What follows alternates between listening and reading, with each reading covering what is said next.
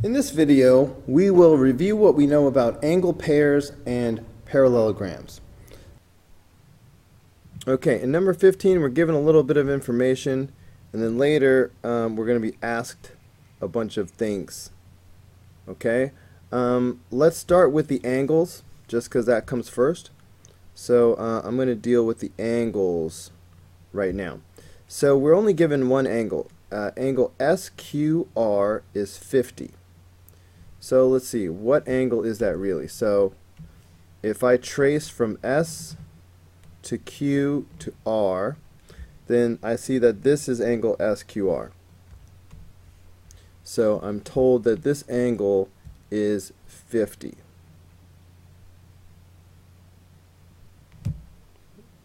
Okay.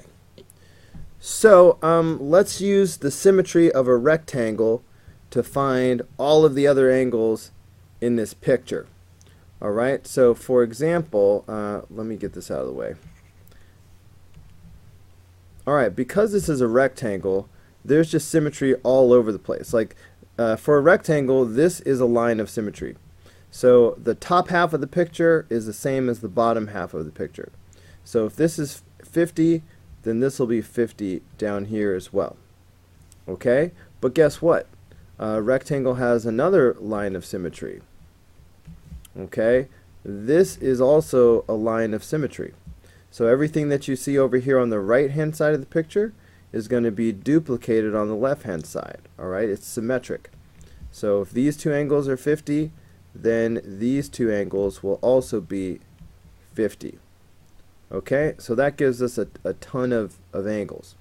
Now we can use the sum of the angles in a triangle next. So we know that all of the angles in a triangle add up to 180. So if these two angles are 100, that leaves 80 for the missing angle. So I know that's going to be 80.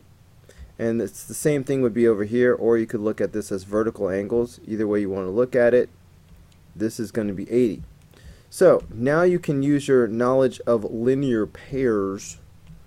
Okay, I want to use a highlighter, but I want it to be a little skinnier. Go with this one.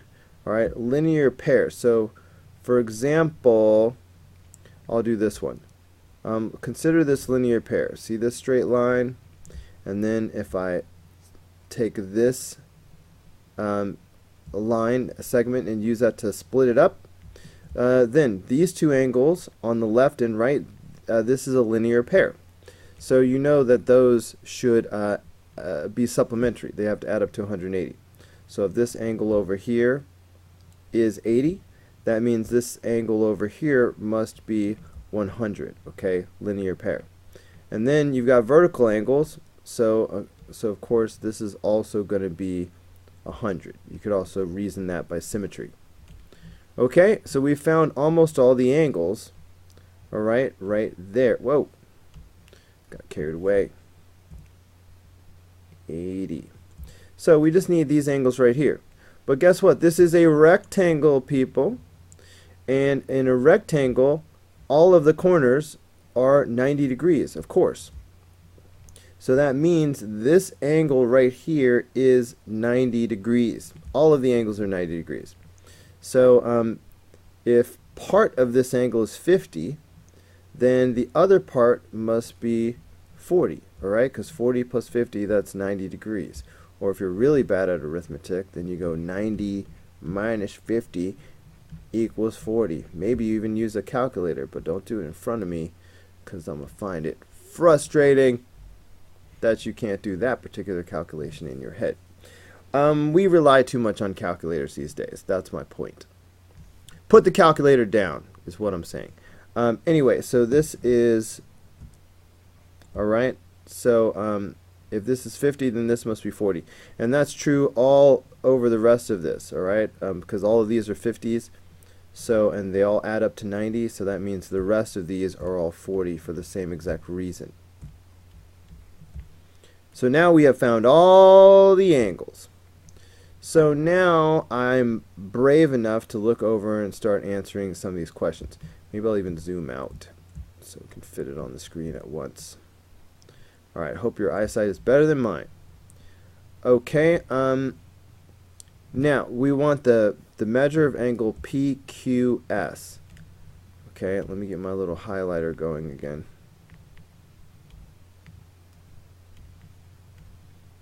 Okay, so PQS is like this. So here's PQS.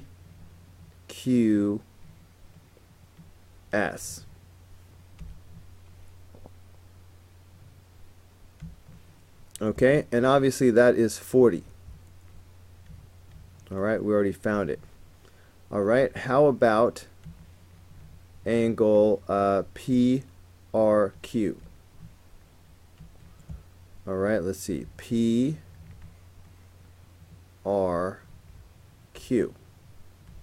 Alright, that is 50.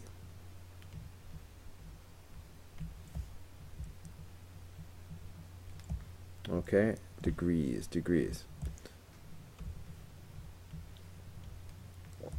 And what about angle QTR? Okay, QTR.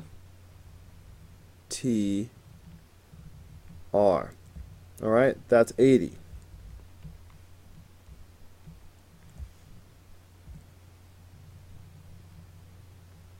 Okay, that's it for the angles. So I think I will actually erase all these angles because they will not help us find the segments. So I'm just going to erase all these angles now. Alright, in fact I think I'll zoom back in as we focus on the segments now. PR is 22. Okay, so that means this is 22. Okay, that's the whole way. Now, what we know about rectangles is that the diagonals are congruent. So if this is 22, that means that this is also 22. Okay, all of the diagonals are 22. And of course, that means that if we split those in half, any of these pieces, okay, like consider this piece, okay, and this piece, let's see, what color have I not used yet, and this piece, and this piece. Alright, each of those pieces that I just drew are going to be 11. They're all going to be 11. Okay, what would be a fun color to use? Brown. Brown's a fun color. So this would be 11. Okay, and this would be 11, and this would be 11, and this would be 11. All right. Yeah. If they ask me about any of the sides, okay, could I find it? Do I have enough information? Technically, let's see what they ask me. All right, what is PT? PT is 11. We definitely just found that. What is QS? QS is 22. It's this green one. Okay, we already talked about that. 22. What is TQ? Ah, TQ, that's 11. That's another piece. PQ is 11. Alright, they didn't ask me anything hard, so that's great. Alright, so that was it for problem number 15. Alright, now this problem is very similar, but it's a parallelogram only. It's not a rectangle. So it doesn't have any of that symmetry that I was able to use for a rectangle. I can't draw a line like this and go, well, if this is 50, then this will be 50. No, not true. Alright, because it's leaning. Alright, see it leaning over to the sides? This is not symmetric anymore. There's no balance. It's not the same on the top and the bottom. It's not the same on the left and the right. Okay, the symmetry will not work that way. So I'm going to have to use some other tactics. So again, I'm going to start with the angles. Angle EHD is 60. So if I were to trace EHD, I'll just show it again. So EHD HD is this angle right here, and I am told that it is 60. Okay, so that's 60.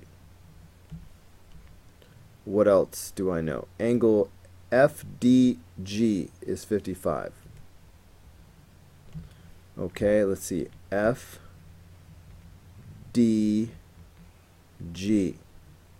And that is 55.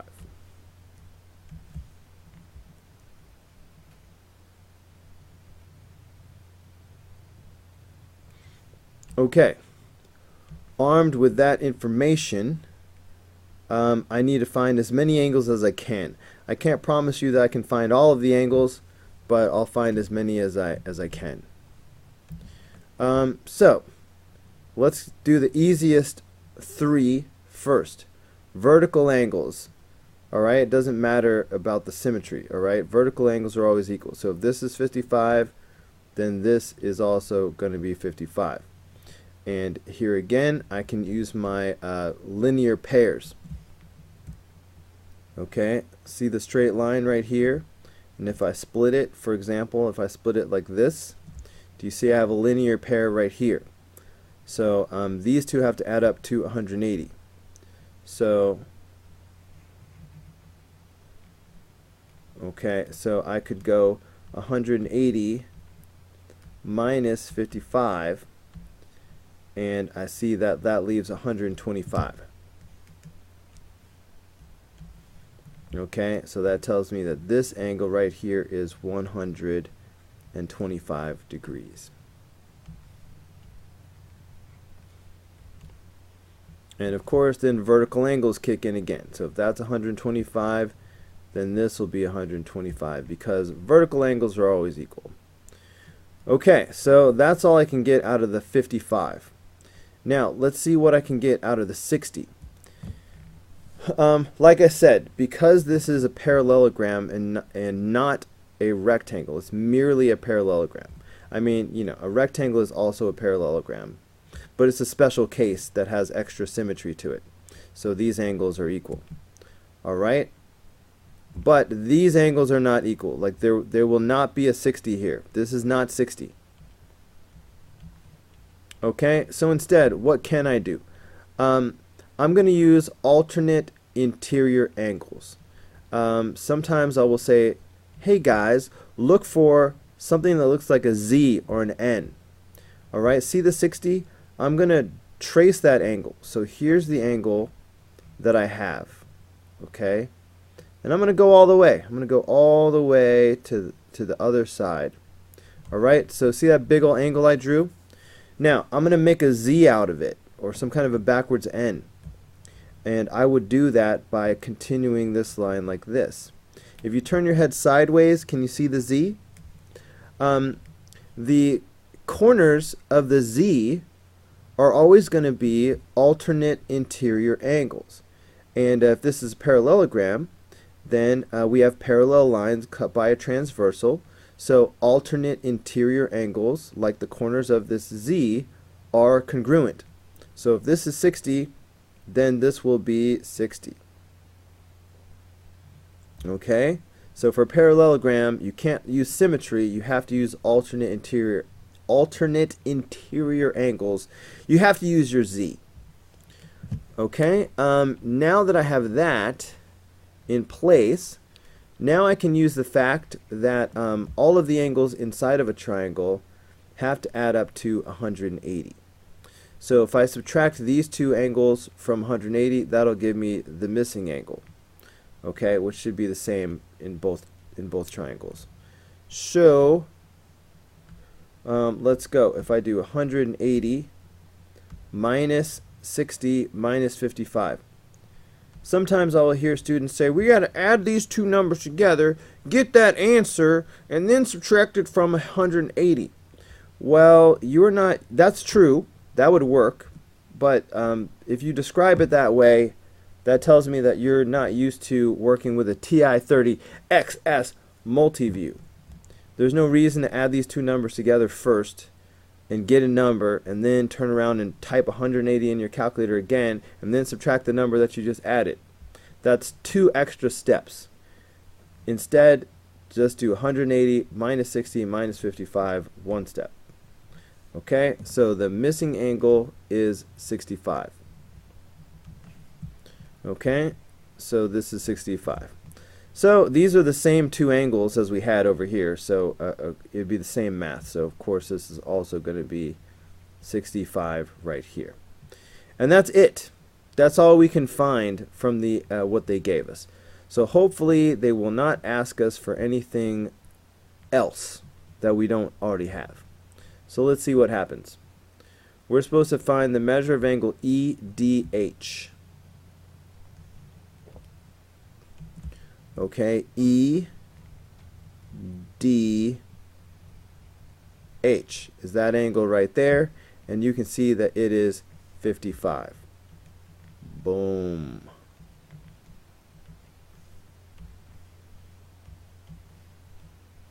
Okay, next we're supposed to find DEH.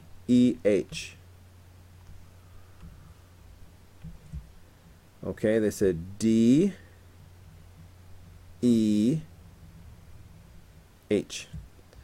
Alright, and we can see that is 65.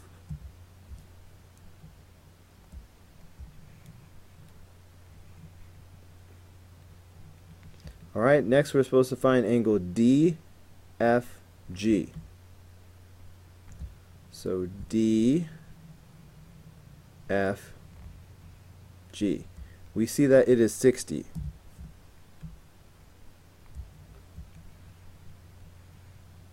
Okay, easy peasy. That's it for the angles. Now it's time for the segments. So I'm just going to erase all this so I can see clearly now.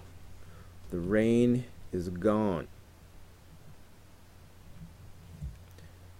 Okay, let's see. EG is 24. Okay, alright. So EG is, I gotta be careful with my colors. Okay, so this is EG. Alright, EG is the whole thing, and that is 24. What else you got? HD is 15. Okay, so HD, so let's see. So this is HD, and that is 15. Alright, what else you got? EF is 14. EF is this whole thing up here. Interesting. So this is EF, and it is 14.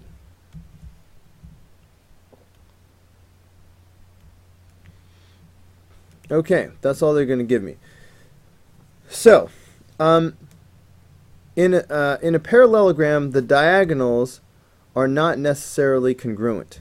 When we had the rectangle, if they told me that one diagonal was 22, I knew that the other diagonal would be 22. Because of all the symmetry in a rectangle, the diagonals, of course, would be equal. A parallelogram does not have all that symmetry. So the diagonals are different lengths if it's not a rectangle. So, if someone were to ask me what's HF, I would not say 24, right? Just because the other diagonal is 24. But here's what I can do. The diagonals do bisect each other. They cut each other in half. Okay, so I can do things like this, for example. If this side over here is 15, then that would tell me that this side over here must also be 15. Okay, I can tell you that. Okay, what else can I tell you? Let's see. If this whole thing is 24, then I can tell you that this is going to be 12, and this is also going to be 12. Alright, it's two halves make the whole. Alright, so this is going to be 12, and this is going to be 12. Okay? What else can I tell you?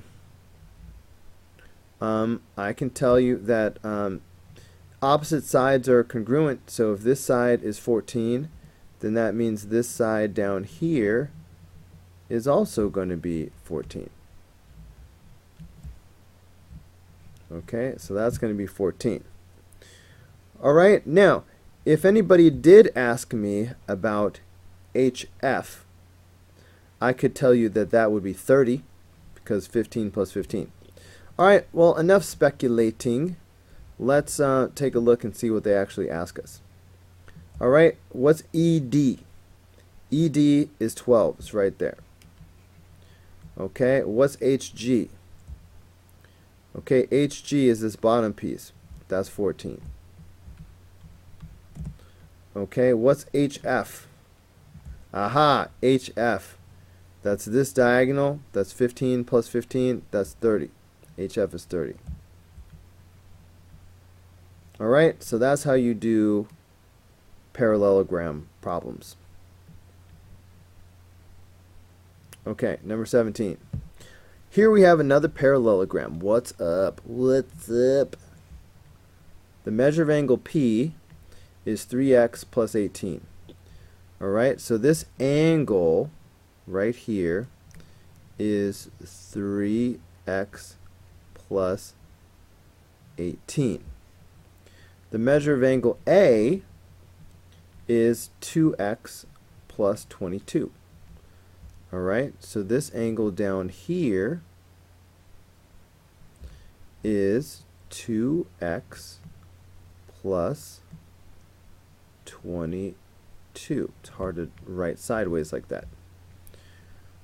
Okay, so we need to make some kind of equation. So the question is, are these angles going to be congruent or are they supplementary? So look, angles that are across from each other, opposite angles like A and L, these would be congruent. A and L are congruent. P and R are congruent. All right, angles that are side by side like this, like P and A, these are supplementary.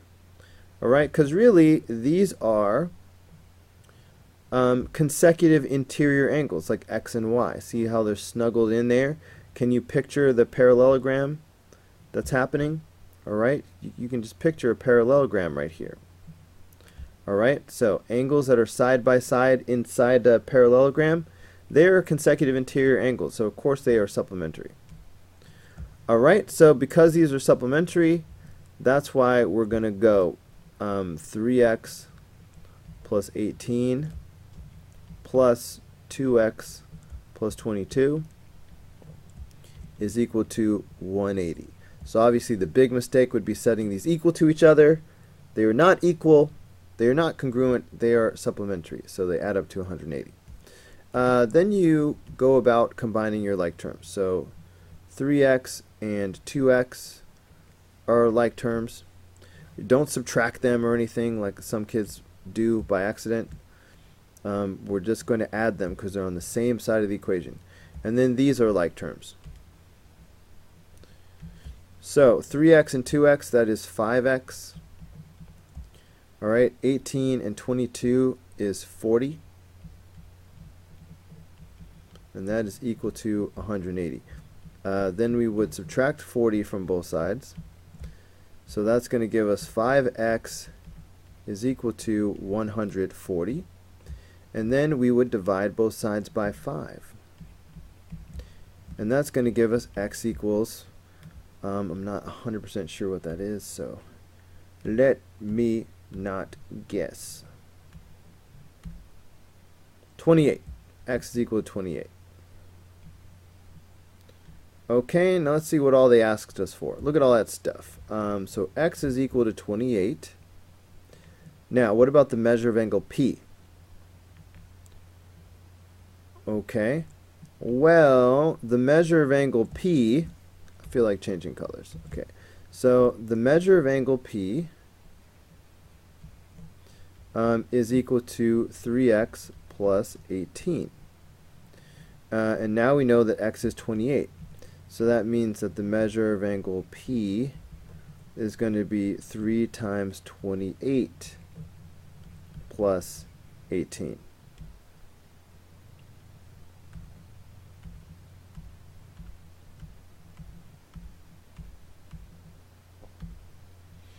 So that's 102.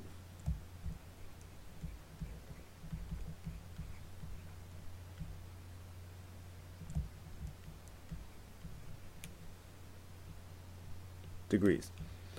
Okay. What do they ask us next? The measure of angle A. Alright, well, I could substitute 28 in for x again, but these angles are supplementary. So the quicker thing to do would be to subtract from 180. So if I want to find the measure of angle A, time for a color change. If I want to find the measure of angle A, that should equal 180 minus the measure of angle P.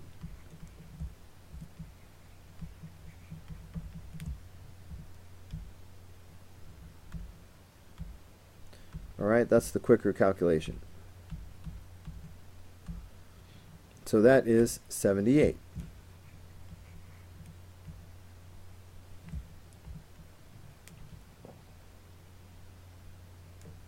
Okay, what about the measure of angle R? Okay, well, the measure of angle R should be the same as the measure of angle P. Alright, opposite angles are congruent in a parallelogram. So angle P was 102, so that means angle R should also be 102.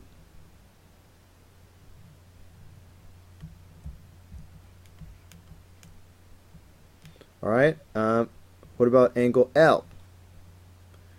Well, angle L is congruent to angle A. Alright, because of the way opposite angles are congruent. Alright, those are congruent. So angle A turned out to be 78. So that means angle L should also be 78. I meant to do green. Gotta coordinate. Gotta coordinate. Alright, A and L are congruent, opposite angles. So 78 degrees. One more problem. The measure angle P is 3x plus 18. So here's angle P, and we are told that this is 3x plus 18. And then angle R is over here, and we're told that that is 2x plus 22. Alright, they're giving us a lot of warnings about how this is not the same as number 17.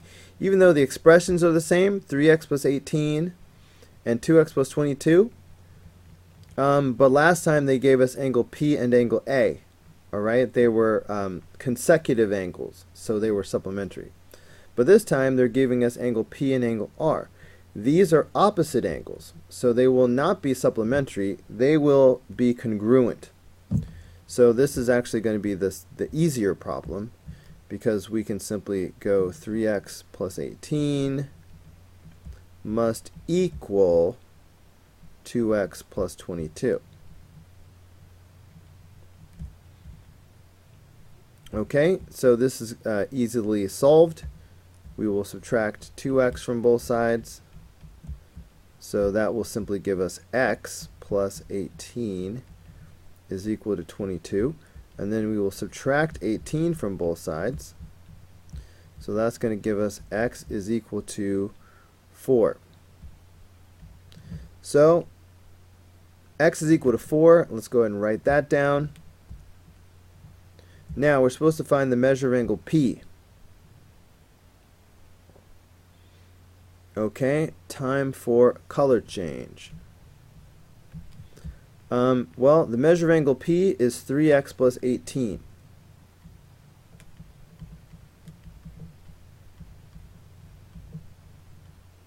But now we know that x is 4, so that means the measure of angle P is 3 times 4 plus 18.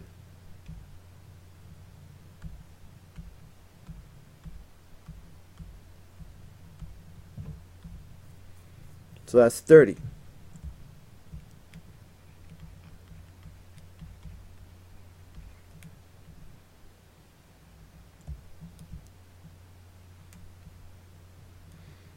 Okay? And while we're at it, angle P and angle R are opposite angles. So they are going to be congruent. So angle R will also be 30. So I'm going to skip down and go ahead and say angle R is 30. Okay? So, look, now we know that both of these angles are 30 degrees. Alright, that's 30 and this is 30. In the previous problem we talked about how consecutive angles are supplementary. It doesn't matter whether we're talking about these two angles, alright, these two angles should be supplementary, or it doesn't matter if you're talking about these two angles, okay, or what have you. Like these angles that are side by side are supplementary. So either way you want to look at it, we should be able to subtract from 180 to find the missing angle. So of course 180 minus 30 is going to be 150.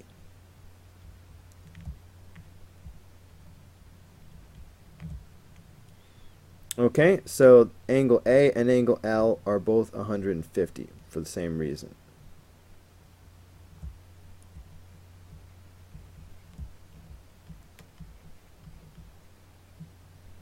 Alright, I guess all these should have degree symbols. That was a little bit off. Alright guys, that's going to do it for this video. Go ahead and click here in the red apple to watch the next video. Click in the green apple to subscribe, or click the yellow apple for the full playlist.